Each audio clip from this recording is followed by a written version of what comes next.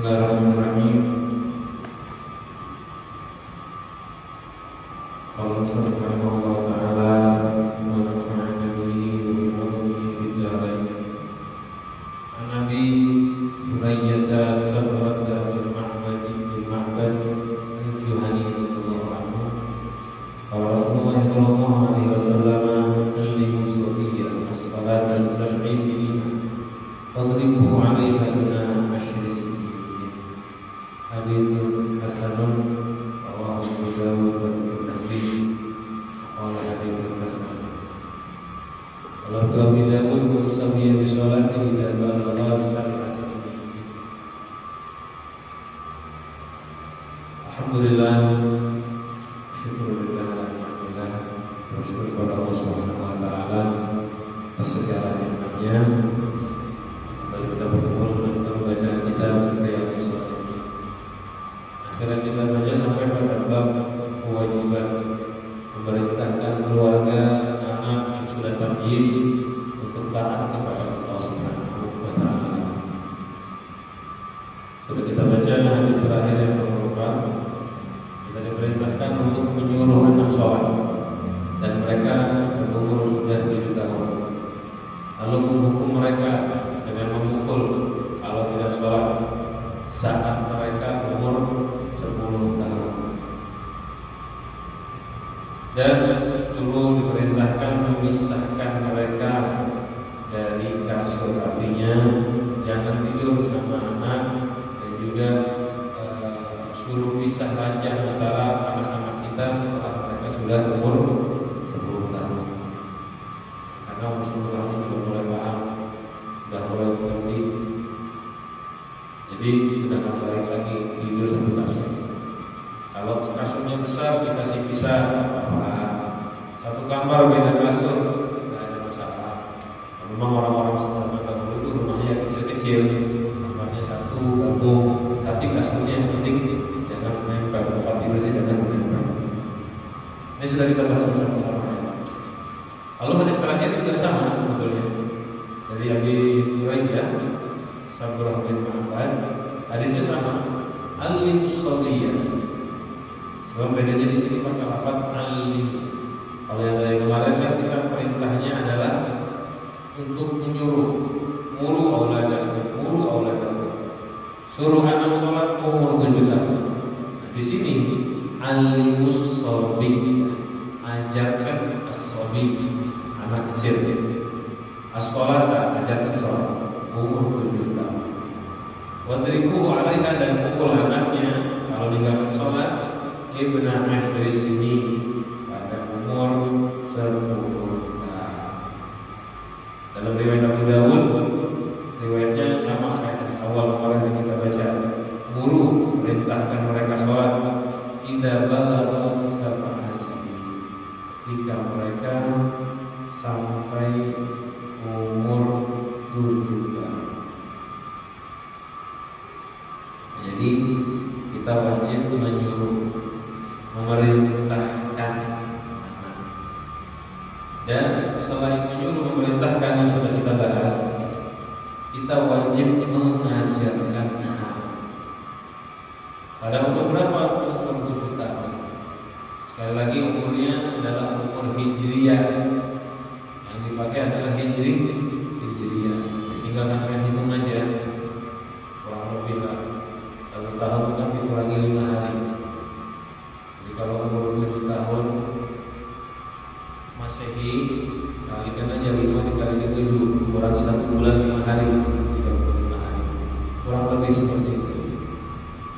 Atau mungkin lebih gampang lagi bagi orang tua yang tak tahu anaknya hijriahnya kapan lahir, yang buka Google aja sekarang, tulis tanggal sekian Masehi berapa hijriah, nanti keluar sudah. Ditulis tanggalnya Masehinya berapa, otomatis nanti keluar hijriahnya. Alhamdulillah, teknologi itu bagus saja dipakai, tapi diambil manfaatnya aja. Bantuannya, bahayanya dibuang, jangan sampai dipakai. Jadi mulai disuruh umur 7 tahun, mulai dihukum dipukul umur 10 tahun. Dari hadis ini tambahannya alim, mengajarkan. Jadi wajib kita mengajarkan anak yang sudah tamyiz Diajarkan apa? Ini umur 7 tahun itu ulama menjelaskan. Gak harus pas, sebagian bilang begitu. 7 tahun ini umur tamyiz. Jadi kalau mengajar gak harus pas, tapi kalau menyuruh memerintahkan sama, boleh-boleh saja sebelum itu. Yang penting sudah tamyiz. Normalnya anak itu umur 7 tahun hanya tamyiz, lambat-lambatnya ya. Biasa kalau jatuh itu selalu dimaknanya lambatnya. Tapi kalau lebih cepat dari itu, ya disuruh lebih cepat lebih bagus. Diajarkan lebih cepat lebih bagus. Jadi wajib orang tua itu mengajarkan anaknya sholat. Selain sholat juga sama, ada beberapa hal yang wajib kita ajarkan. Pertama, mengajarkan sesuatu yang wajib dipercayai anak. Sesuatu yang wajib dipercayai oleh anak. Haknya Allah, haknya Rasul. Jadi contoh bisa tentang ketuhanan yang wajib anak percaya. Tuhan itu satu. Tuhan itu tak bermula. Tuhan itu tak ada akhirnya, tak bisa mati. Dengan bahasa yang bisa dipahami anak. Tidak perlu pakai dalil dulu ya. Imam Ghazali menyebutkan untuk mengajarkan anak tidak perlu menggunakan dalil. Khususnya masalah tauhid. Masalah sholat aja walaupun ada dalilnya tak usah apa-apa. Dalil itu gunanya untuk membuat percaya orang yang masih ragu. Dalil itu gunanya untuk menjelaskan sebab dan penyebabnya. Nah, kalau anak kecil, subhanallah, dengan fitrahnya Allah, mereka diciptakan atau akalnya mereka itu mampu percaya tanpa dalil. Memang begitu kan? Makanya sering banyak anak kecil bohong itu percaya. Kenapa? Mereka nggak cari dalil, nggak cari bukti. Kita ngomong apa ya percaya. Nah, makanya untuk masalah ketuhanan nanti dulu, bukan masalah kita bohong di situ, bukan. Mereka kalau dikasih dalil bukan tambah paham, malah jadi bingung. Jadi jangan sampai memberikan dalil yang malah membuat anak itu bingung. Dia masih kecil, memang belum waktunya menelaah dalil belum. Dia tuh yang penting dikasih tahu. Ini percaya, selesai. Nah begitu anak-anak. Dikasih tahu, diberikan ilmu, percaya, cukup. Tadi tentang sifat-sifat Allah yang wajib diketahui. Allah itu maha mampu, Allah itu maha melihat, maha mendengar. Ya, sifat 20 lah kalau kita ya. Wujud, tidak, maka itu harus dihafalkan. Lalu wajib percaya juga tentang hak-haknya Rasulullah SAW, khususnya sifat wajib bagi Nabi Muhammad SAW dan para rasul. Itu Nabi itu diutus oleh Allah Subhanahu wa taala, jujur, amanah, faqana, dan mereka tabligh, menyampaikan risalah. Wajib anak-anaknya diajarkan begitu, dijelaskan. Allah mengutus Nabi, lalu khususnya Nabi kita Muhammad SAW menjelaskan bahwa namanya adalah Muhammad bin Abdullah bin Abdul Muttalib. Terus tahu nabinya siapa? Lahirnya di Mekah pada tahun yang dikenal dengan tahun gajah. Diutus menjadi nabi ketika umur 40 tahun. Beliau meninggal pada umur 63 tahun Hijriah. Lalu kalau bisa ditambahkan seperti contoh sekarang kan Isra Mi'raj, beliau berisra pada umur 50 tahun atau 49 tahun. Kalau masalah umur itu nggak ada masalah. Kan ada khilaf itu masalah Isra Mi'raj. Cuman yang Nabi itu 50 atau 49 akhir. Jadi Nabi Muhammad Isra pasti tahu. Isra itu berjalan dari Mekah menuju Madinah. Dari Mekah menuju Baitul Maqdis ke Palestina. Lalu Mi'raj dari Palestina menembus langit dan sampai menghadap Allah Subhanahu wa taala. Ajarkan yang wajib-wajib bagi Nabi Muhammad dan sedikit hal-hal yang perlu dipercayai dari kecil. Isra Mi'raj itu memang mungkin bertahap nggak apa-apa, ngajarinya nggak langsung. Tapi kalau bisa dari awal diajarkan, kenapa? Agar anak itu keyakinannya kuat. Soalnya naudzubillah banyak orang-orang yang ragu-ragu tentang mukjizat. Ya, tentang mukjizat. Kenapa dari kecil nggak pernah dijelaskan tentang itu? Nggak pernah dijelaskan tentang Nabi Muhammad SAW punya mukjizat. Sama, nanti timbulnya ragu-ragu tentang kalamannya para wali, ragu-ragu tentang kebenarannya para aulia, karena nggak pernah dikasih tahu. Coba anak-anak kita dididik, tapi dengan cara yang pas ya, jangan berlebihan. Ada yang namanya karomah, ada yang namanya mujizat. Itu kasih tahu. Nanti tambah dewasa sedikit, baru tambahin ada yang namanya istidraj. Ada kalau kayak karomah, tapi bukan buat wali, namanya istidraj, itu daya itu untuk musuh-musuh Allah. Nah, ajarkan itu anaknya. Jadi anak itu dari kecil, seperti biar kita semua, alhamdulillah. Contoh, seandainya ada orang ngomong Isra Mi'raj itu ada terjadi, dusta. Kita percaya nggak sama orang dari langsung kita nggak percaya. Padahal kadang-kadang kita ditanya dalilnya juga nggak ada hafal hadisnya, tapi yakin kuat percaya tentang Isra dan Mi'raj. Nah itu nggak ada masalah. Kenapa sebabnya kita kuat percaya kayak gini? Itu karena didikan. Itu karena sering berulang-ulang. Sampai tiap tahun merayakan Isra Mi'raj, merayakan Maulid Nabi Muhammad. Ini nggak bisa digoyah-goyah, digoyahkan ini. Kekuatan iman kita, kepercayaan kita nggak bisa digoyah. Makanya diajarkan dari kecil diulang-ulang. Ajarkan semua itu. Justru kalau bisa ditambahin lagi, tambahin. Hijrahnya umur 53 tahun. Turunnya wahyu di mana? Kasih tahu. Di Gua Hira. Nabi Muhammad pernah bersembunyi di Gua Thur. Ketika mau hijrah dari Mekah ke Madinah, sembunyi dengan Sayyidina Abu Bakar di Gua Thur. Jelaskan ya? Jelaskan. Dan dijelaskan bahwa syariatnya Rasulullah itu tidak akan terhapus. Syariatnya Nabi Muhammad menghapus seluruh syariat. Jadi tidak ada lagi yang namanya ajaran Nabi Musa, agama Nabi Isa, agama Nabi Daud dan sebagainya.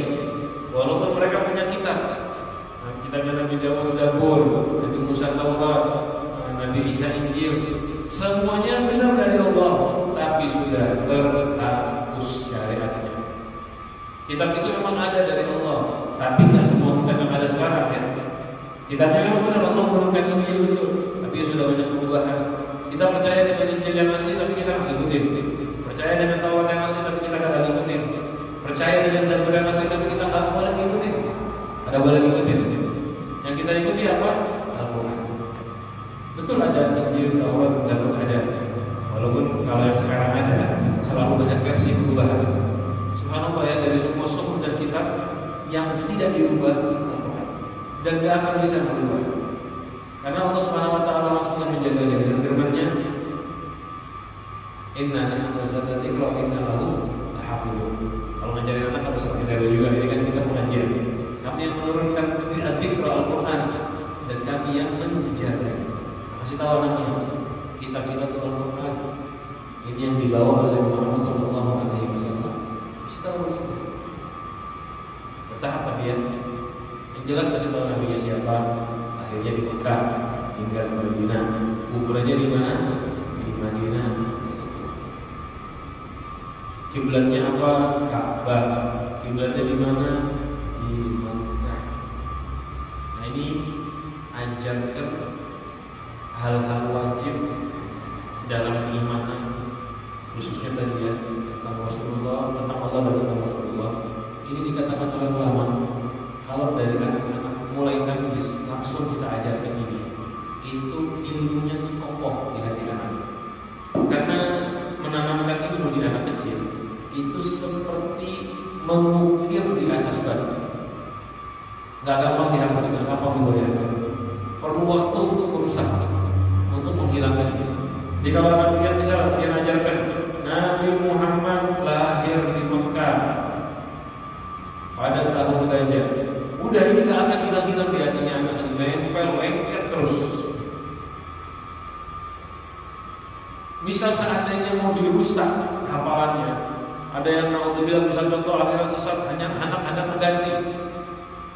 Anak mengganti repot susah sekali. Kayak contoh ada naudzubillah, ada aliran sesat mengatakan kiblat dan Ka'bah itu bukan di Mekah sekarang. Yang benar ada di daerah, saya lupa Irak atau Syam, pokoknya daerah Syam. Jadi ada gambarannya kayak Ka'bahnya, ada batunya. Katanya mereka kami itu dulu di sini aslinya, yang di Mekah itu palsu. Kadang dia percaya, alhamdulillah. Gak mungkin dipercaya itu hal yang mustahil. Kenapa kita dari kecil udah kokoh, udah percaya dari Al-Quran, dari hadis, dari omongan para ulama. Masih tahu Ka'bah di Mekah, Nabi Muhammad lahirnya di Mekah. Seandainya ada orang ngomong ada kota lain punya Ka'bah dan sebagainya, kan nggak mungkin kan percaya kan? Langsung tahu ini dusta, ini palsu sih. Ya, begitu. Karena ilmu yang ditanamkan dari kecil itu melekat dan kuat. Tapi sekali lagi seperti yang Mozari katakan, itu pengalaman saya yang Mozari mengatakan, anak yang baru tamyiz tidak perlu diberitahu dalil. Karena anak-anak dalil malah bikin mereka bingung. Lain cerita kalau anaknya jenius, paham dan sebagainya, jarang-jarang misalnya anak kecil bisa menelaah dalil dan sebagainya, tak ada masalah kalau akalnya normal. Sebab normalnya kan anak baru tamyiz, kada bisa dipakai dalil diajarkan apa susah pasti. Cukup diajarkan dan itu insya Allah wengket gak akan hilang. Makanya kita disuruh Rasulullah SAW mengajar kepada anak ketika umur 7 tahun atau di awal kasih tahu ada malaikat yang wajib diimani 10. Mungkin yang gampang dihafal itu, tapi ini bahasa Arab ya. Itu aqidatul awal. Ada aqidatul awal biasa dibaca di pengajian, biasa dibaca di roha, biasa dibaca di BPA. Tapi itu bukan cukup hafalan bahasa Arab. Karena anak itu perlunya bukan hafal syairnya, tapi hafal maksudnya. Kadang hafal bahasa Arabnya, pas ditanya Nabi Muhammad lahir di mana? Kada tahu. Padahal di aqidatul awam ada. Anaknya Nabi Muhammad berapa? Kada tahu. Karena nggak hafal terjemahannya. Yang lebih penting untuk kita, yang kita orang Indonesia, sesuatu yang nggak wajib dihafalkan bahasa Arab, yang hafalkan bahasa Indonesia itu sesuai dengan bahasa. Betul belajar mempelajari bahasa Arabnya bagus. Bahasa yang dipakai Muhammad SAW. Cuman ada hal kepercayaan. Kepercayaan ini dia nggak cukup hafal, tapi dia harus tahu maksudnya apa. Kayak contoh misal kita harus percaya Allah itu maha mampu. Apa wajib percaya? Diajari sama Ustaz. Hadirin harus percaya Allah itu qudroh. Artinya kalau dikasih tahu, tahunya qudroh aja. Kira-kira bisa beriman nggak dengan qudroh? Nggak mungkin bisa. Belum saya percaya Allah itu qudroh. Apa itu qudroh? Kadang tahu Pak. Nah ini berarti belum beriman, cuma hafal namanya. Nah untuk anak-anak kita ajarin jangan bahasa Arabnya. Kecuali dia ajari bahasa Arab terjemahan lebih bagus lagi. Tapi nomor satu yang perlu masuk ke akal mereka, bahasa yang mereka pahami. Pahamnya bahasa Banjar aja dan ajarnya bahasa Banjar aja. Anaknya cuma paham bahasa Madura aja, jadi bahasa Madura aja. Anaknya paham bahasa Indonesia, jadi bahasa Indonesia. Karena ini wajib diimani, bukan cuma dihafal. Kalau Al-Quran dia wajibnya menghafal sesuai bahasanya. Ya hafal aja bahasanya Al-Quran. Kada boleh menghafal terjemahannya. Mau hafal Al-Quran terjemahan aja. Ya, nah itu nggak disebut dengan hafal Al-Quran namanya. Hafal tafsir. Kalau hafal Al-Quran ya harus bahasa Arab. Nah begitu ya. Ini mengajar dan mendidik anak kita. Jadi wajib kita ajarkan itu semua. Nah ini hadis terakhir dari bab memerintahkan kita sebagai orang tua harus tahu kewajiban kita itu apa saja. Sangat disayangkan sudah nikah belum tahu apa kewajibannya buat anak. Apalagi bukan sudah nikah, sudah berusia 3, belum tahu kewajibannya buat anak apa aja. Kita tuh sebelum menikah ada beberapa kewajiban yang harus kita pelajari. Orang tua itu sebelum nikah harus wajib beberapa hal. Pertama, dia belajar rukun dan syarat nikah, sebagainya, cara jawab akad nikah itu kan jelas. Lalu dia harus belajar kewajiban dia sebagai seorang suami. Yang perempuan belajar kewajibannya sebagai seorang istri. Belajar, dan dia wajib juga belajar kewajibannya sebagai orang tua.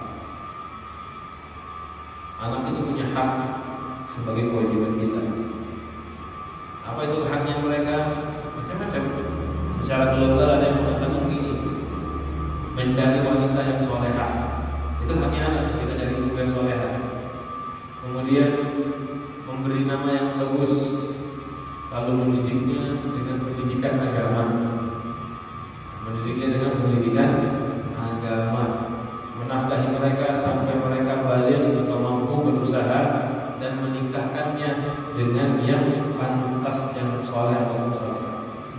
global dari besarnya.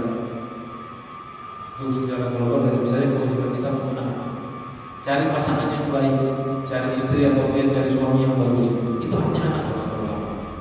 Kalau kita menikah dengan sembarangan orang, khususnya laki-laki ini memang kan, kalau laki-laki itu mencari, kalau perempuan kan menunggu dilamar. Kalau laki-laki dia yang keluar mencari. Makanya dia tekanannya kepada laki-laki, cari pasangan yang baik, yang bagus agamanya. Itu haknya anak. Kalau kita cari sembarangan istri, alhamdulillah, hanya melihat wajah tapi dia toleran, dia buruk, agamanya jelek, macam-macam misalnya maksiat. Itu nanti kita punya anak kan akan dididik dengan gaya ibunya tadi yang tak bagus. Kita tanggung jawab di akhirat nanti. Kita tanggung jawab di akhirat nanti. Kalau dia ngomong, Habib, saya mendakwai untuk cinta apa, saya dakwah menikahi perempuan yang kada baik biar dia jadi baik. Ini sering nih orang-orang salah alasan ini. Dakwah, nggak apa-apa dakwah kepada perempuan yang nggak baik biar jadi baik. Baik akan dulu hanya dinikahi. Jangan dinikahi dulu. Ya, jangan didakwai, dinikahi. Ujung-ujungnya nggak mampu berubah jadi baik, malah waktu jadi jelek. Kan sering juga ada itu. Ada orang kafirah, perempuan kafir, belum menikahi dia biar dia masuk Islam. Salah, masukkan Islam dulu. Ya biar dakwahnya juga dengan cara yang bagus ya. Yang berduaan, jangan ngomong khusus dengan perempuan. Dakwahnya itu dengan kita mengirim ke yang ustadzah, ngajak dia ke pengajian, tunjukkan. Begitu caranya.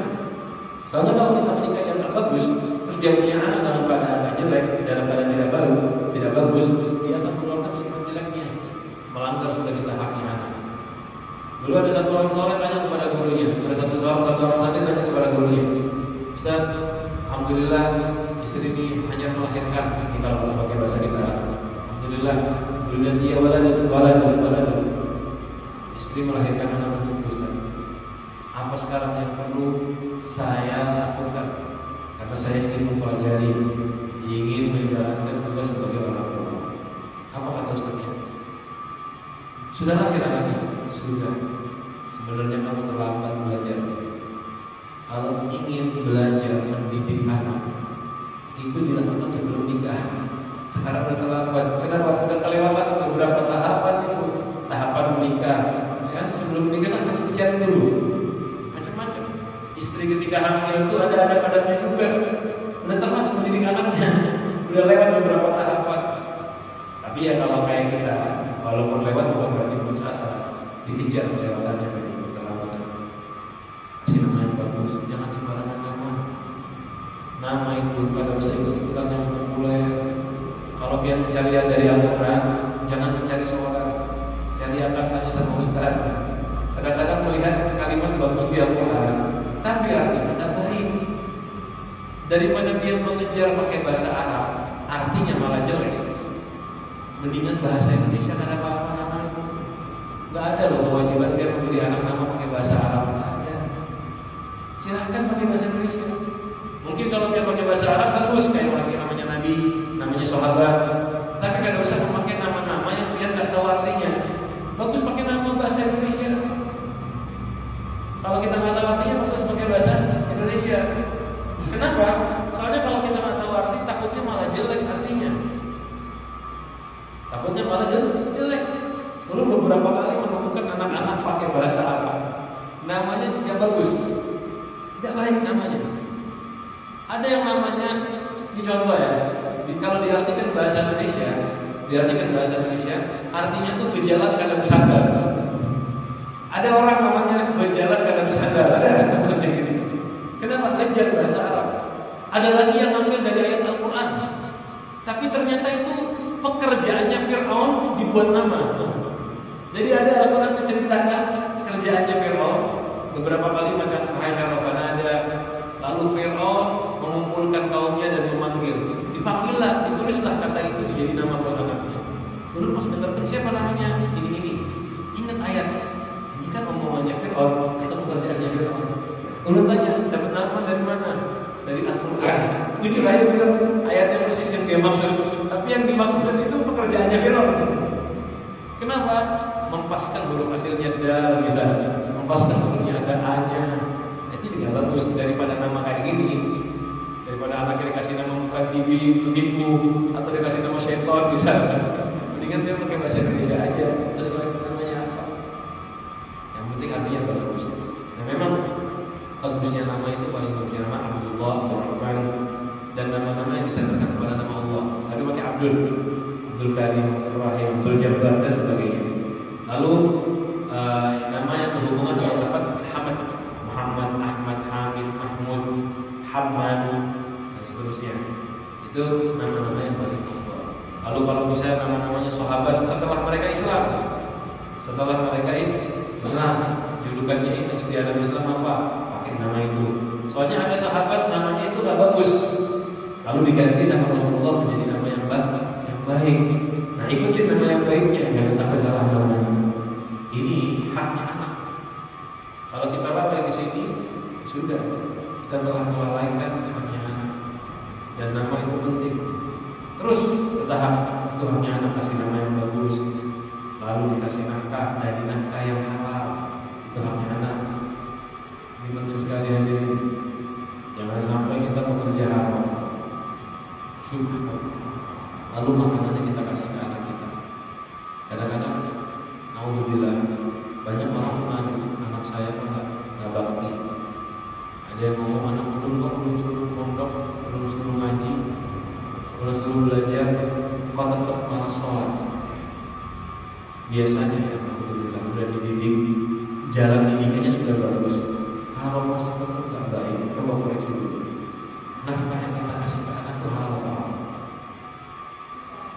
Karena kalau nafkah yang dipakai haram, nafkah yang dipakai haram, tubuhnya akan sulit untuk makan.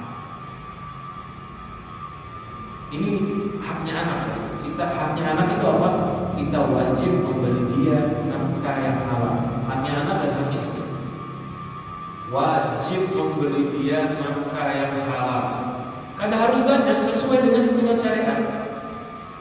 Gak usah ngejar kekayaan, gak usah ngejar fasilitas atau nafkah yang nyaman.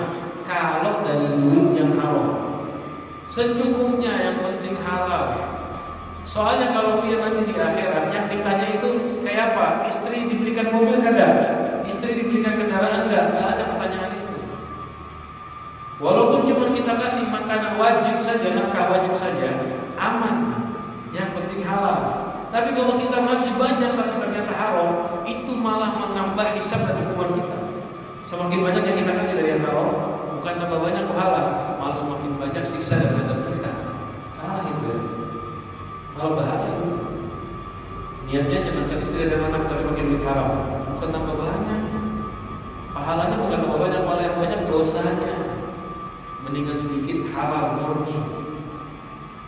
Kita lihat kebanyakan alhamdulillah kalau kita nggak belajar ini, istri, anak menjadi durhaka, itu salah satu penyebabnya nafkahnya haram. Diriwayatkan man akal harama asal jawari syara, yang makan haram badannya itu maksiat mau tidak mau. Orang yang makan haram badannya itu bergerak untuk maksiat mau tidak. Coba koreksi. Jangan sampai ada naudzubillah makanan dari haram. Takutnya begitu. Dia malas sholat, padahal orang tuanya didik, ngajarkan kalau di TPA tetap pada sholat. Kalau mau sholat mungkin terpaksa. Kan contohnya bisa anak-anak kadang itu di pesantren, di pondokan sholat wajib karena takut dihukum. Balik ke rumah gak ada sholat, balik ke rumah gak ada subuhan. Padahal di pondokan tiap bulan bisa. Cuman karena terpaksa, takut dihukum. Giliran pulang gak ibadah lagi, ditakutkan nafkah yang masuk itu ada yang haram. Atau duitnya halal, tapi belinya sesuatu yang haram, itu juga termasuk. Jaga tuh jajannya anak-anak. Ada makanan-makanan yang belum dapat label halal, itu jauhi, hati-hati. Kalau kita di Indonesia, alhamdulillah ya, ada label halal dari negeri. Nah, kita jangan sampai anak kita jajan makanan yang belum ada label halal. Hati-hati, takutnya masuk haram, berbahaya buat anak kita. Itu haknya anak, penting sekali. Itu penting sekali. Nafkah yang halal. Lalu diajarkan agama dan seterusnya ya. Seterusnya masih banyak anak-anak.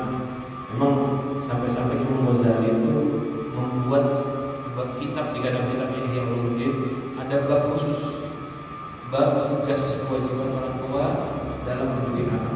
Panjang, dan beliau menjelaskan yang wajib, yang sunnah, dijelaskan semua oleh beliau. Kalau orang-orang tua ingin punya anak yang baik, paling tidak membaca kitab-kitab macam itu. Khususnya mungkin yang lebih nyaman coba baca kitab Imam Ghazali. Enak kok, itu nggak repot dipahami. Beli yang pakai bahasa Indonesia, jangan yang bahasa Arab. Mungkin kalau bahasa Arab kan kita nggak bisa baca. Ada kitab terjemahannya, namanya kitab Ihya Ulumuddin. Beli terjemahan kitab Ihya Ulumuddin. Atau ada ringkasannya yang dikarang Syekh Abdul Somad, namanya kitab Sayyidus Salikin. Kita beli Sayyidus Salikin. Nah, untuk pendidikan anak itu ada di juz 2. Bisa kalau beli 4 jilid larang, beli juz 2 aja. Bisa aja. Beli juz 2, ada di situ adab, dari adab makan, menikah, harta, yang halal dan yang haram. Lalu nanti ada adab mendidik anak. Itu pelajari untuk orang tua. Sayang, kita tuh segala sesuatu itu perlu dipelajari. Kalau kita nggak tahu, kita akan gagal. Kan begitu. Sampai mau gawe kan belajar dulu caranya kayak mau bercocok tanam, mau nanam tanaman, harus belajar nih, harus pakai tanah. Kadar airnya harus sekian. Ini tanaman yang perlu basah, ini tanaman yang kada boleh basah. Kan ada begitu. Tanaman yang nggak boleh basah disiram mati. Tanaman yang harus basah nggak disiram mati. Ini harus kena sinar matahari. Semua tuh harus belajar.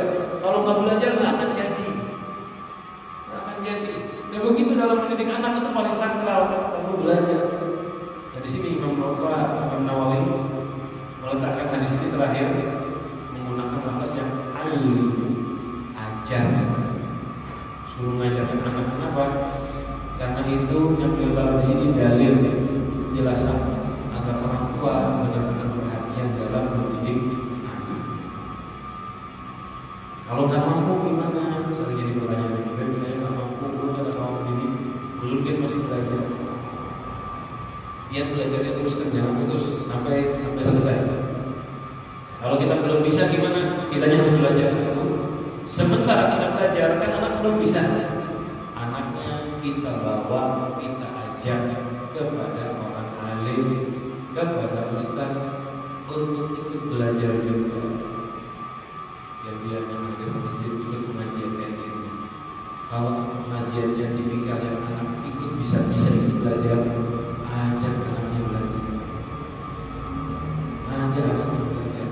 Jangan kita sama istrinya yang masuk surga karena anaknya ajak juga untuk belajar. Beb, anak perempuan ikut pengajian di masjid karena sekolahnya terganggu. Sekolah umumnya terganggu. Cari waktu yang sekolah umumnya nggak bisa terganggu. Nggak ada pak, waktu lain. Pokoknya kalau belajar agama umumnya terganggu. Biarin umumnya terganggu karena agama lebih penting. Agama ini menjamin kesuksesan akhirat yang kekal selama-lamanya. Umum yang katanya menjamin kesuksesan di masa depan, katanya saja ya, tapi tidak. Belajar umum itu menjamin kesuksesan di masa depan. Kalau mau hidupnya nyaman, berduit, punya gawean, perlu belajar umum. Jadi umum itu katanya menjamin kesuksesan di masa dewasa dan tua. Tapi kalau agama bukan katanya, pasti menjamin kesuksesan dunia dan akhirat. Yang umum masa depan aja belum pasti. Sampai udah tahu nih, gak ada lawas lagi. Tapi ada bukan hal baru. Orang yang sekolah tinggi kadang-kadang gawean, sudah jelas. Ada dulu kenalan Abah Ulum. Dia orangnya soleh, masalah agama, tapi bukan itu yang mau bahas. Dia orangnya cerdas. Ini tahun 80-an. Tahun 80-an itu kan tahun dimana orang-orang bangga kuliah, ya kan? Hanya ada kuliah soalnya. Hanya ada kuliah kan. Habis dijajah Indonesia, baru mulai berkembang. Larang mau kuliah, repot. Yang lulus jadi sarjana, hebat. Dia ini orang ini tadi sarjana S3, doktor berarti sudah. Kira-kira kalau zaman itu ada dokter kayak gini, langka di Indonesia ada dokter. Kira-kira jadi orang kaya kan? Harusnya nyari kerjaan apa aja gampang. Tapi subhanallah, dia belasan tahun cari gawean gak ada pemadam. Padahal ini orang bodoh, pintar betul kan? Al-Quran aja apa? Agamanya juga bagus. Lihat, masa depan urusan dunia nggak menjamin.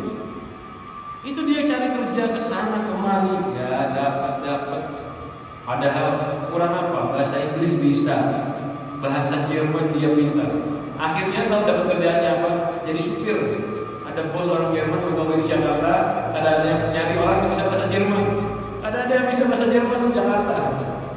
Ketemu sama orang ini, jadi supir. Pas ngobrol sama bosnya kaget. Hah?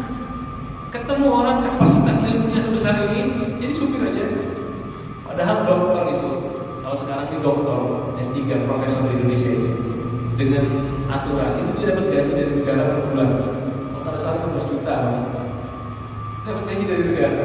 Asal dia ngarang buku, ada melakukan seminar, pokoknya asal dia ikuti aturannya, dapat insentif dari negara. Nah ini dia, masalah dunia itu nggak terjamin dengan kesuksesan sekolah. Maksud saya ceritakan, walaupun pada akhirnya beliau tuh hidupnya nyaman juga, minimal nanti nyaman di akhirat pasti, kan gitu. Ini ceritanya belum putus dan belum selesaikan ceritanya. Ada kekayaan beliau ada di akhir hayatnya dikasih pelajaran sama Allah. Cuma dia belasan tahun mencari gambir pada dapat. Jadi umum itu nggak apa-apa kita kalahkan. Dulu kita dengarkan nasihat-nasihat dari orang tua. Ngomong sama anak-anak yang ngaji sampai sekolah, kalau dia sekolahan nilainya jelek, perlu kena marah. Kada marah, sekolah umum nilainya jelek perlu kada marah. Yang penting awas di TPA, kan udah bahasnya TPA ya. Awas di tempat ngaji pian, kalau pian dapat nilai jelek. Kita dengar kata dia kayak gitu sama anaknya. Ngomong kan, saya kirim sekolah, yang penting bisa bergaul aja. Yang penting bisa bergaul aja. Tapi yang perlu koreksi, perlu tanya, dan segala macam hanyalah ilmu agama. Lo memang bukan berarti jelek. Syukur-syukur kalau bisa kita dapat dua-duanya. Ilmunya pintar, ilmu agamanya pintar. Saya nggak mengatakan ilmu jelek, bagus. Tapi kalau seandainya harus pilih mana yang lebih unggul, pastilah harus mengutamakan.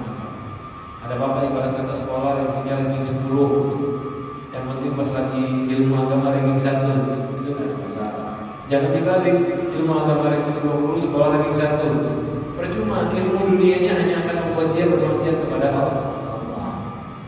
Berapa banyak sudah, ini contohnya banyak anak dewasa pintar urusan dunia, orang tuanya bangga, malah dia durhaka karena dia nggak ngerti agama. Ini kewajiban orang tua mendidik anak. Jadi orang tua wajib mendidik anak taat kepada Allah Subhanahu Wa Taala, memberitahu apa yang wajib bagi. Sekali lagi, kalau kita belum mampu bawa mereka kepada yang wajib, dan jangan bosan. Seperti yang juga kemarin kita bahas, nyuruh itu bukan sekali.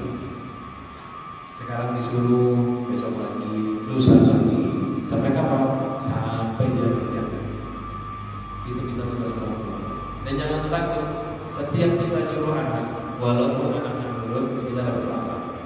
Dapat pahala.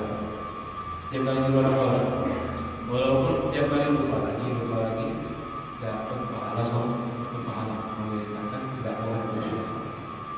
Nah ini akhir dari bab wajib mendidik anak.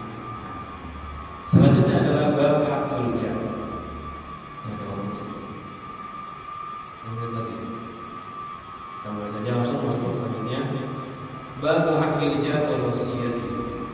Setelah sudah dibahas tentang keluarga, istri, anak, lanjut sekarang kita membahas orang yang paling dekat dengan kita setelah keluarga. Orang yang punya hak besar dengan kita. Dan kemarin hak istri, haknya anak. Dan juga masalah bakti kepada orang tua. Sekarang masuk hak yang lebih besar. Ya, hak yang besar setelah haknya keluarga. Apa itu? Haknya tetangga. Wal wasiyat bihi, dan wasiatnya syariat untuk tetangga, artinya untuk baik, untuk berbuat bagus, tidak mengganggu dan tidak menyakiti tetangga. Ini sebetulnya ayatnya urutannya pas. Kita lihat ayatnya, wa'budullah. Allah SWT berfirman, wa'budullah, sembahlah Allah, wala tusyriku bihi syai'a, jangan menyekutukan Allah. Wabil walidaini ihsana, dan suruh berbuat baik kepada orang tua. Wabidzil qurba, dan kerabat keluarganya. Wal yatama, anak yatim. Wal masakin, dan orang-orang miskin. Wal jari bil qurba, dan tetangga yang punya kerabat. Wal jaril junubi, dan tetangga yang bukan kerabat, cuma tetangga saja yang bersebelahan. Wassahibi bil jambi, dan teman, ya, teman yang dijambika, yang ada di samping dia. Maksudnya teman yang kita dekat dengan dia, kerja barengkah, perjalanan barengkah. Wa bis sabili, ibnu sabil artinya musafir, dan orang yang lemah. Wa ma malakat aymanukum, dan yang kalian miliki mereka, yang para budak sekarang sudah menikah. Ini yang diberitakan oleh Allah, pertama ibadah tanpa menyebutkan.